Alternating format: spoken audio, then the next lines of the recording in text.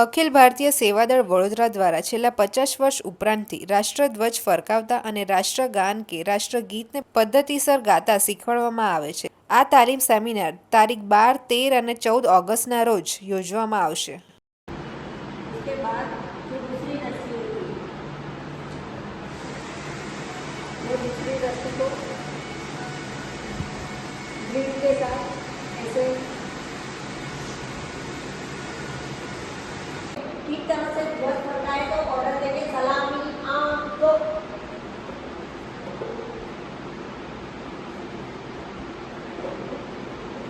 जैसे विश्राम प्रमुख श्री दो शब्द बोलेंगे जैसे और विश्व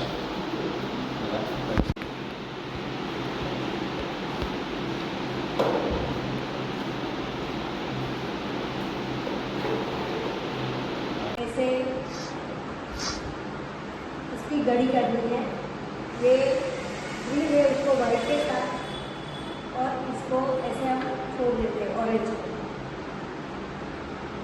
जिस और ये रस्सी होती है उस ओर से नहीं, सामने की ओर से गड़ी करनी है।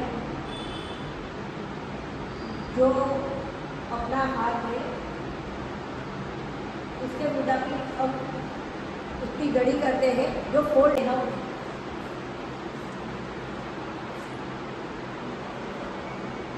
एक सारी रस्सी होती है, सारी रस्सी को ऐसे।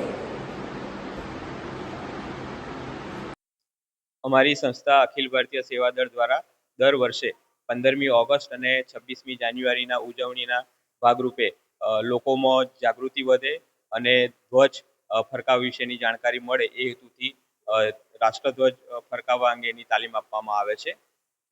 આ તાલીમની અંદર અમે તેમને ધ્વજ કેવી રીતે બાંધવો, ધ્વજની ગળી વાળવી અને ધ્વજને ધ્વજ સ્તંભ પર કેવી રીતે લઈ જવો, ગાઈલાઈન કેવી રીતે બાંધવી અને તેને ફરકાવવા માટેના જે નિયમો છે એની વિસ્તૃત માહિતી આપવામાં આવે છે. ફાટી ગયેલો, ચૂંથાઈ ગયેલો ધ્વજ આપણે ફરકાવી શકતા નથી.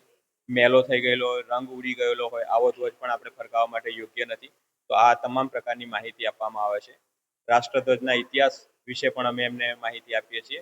જુદા જુદા 6 સ્વરૂપ પછી 7મા સ્વરૂપ તરીકે આપણે તિરંગો આપણને મળ્યો છે એની પણ જાણકારી આપવામાં આવે છે. રાષ્ટ્રગીત અને રાષ્ટ્રગાન કેવી રીતે ગાવું તે અંગેની પણ સમજ આપવામાં આવે છે અને તેમાં થતી વિવિધ ભૂલો બાળકોને સમજાવવામાં આવે છે. વડીલો, નાગરિકો ભાગ લે છે અને આ બાબતો શીખે છે. સૌને 15મી ઓગસ્ટ નિમિત્તે ખૂબ ખૂબ શુભેચ્છાઓ. વિનોદભાઈ.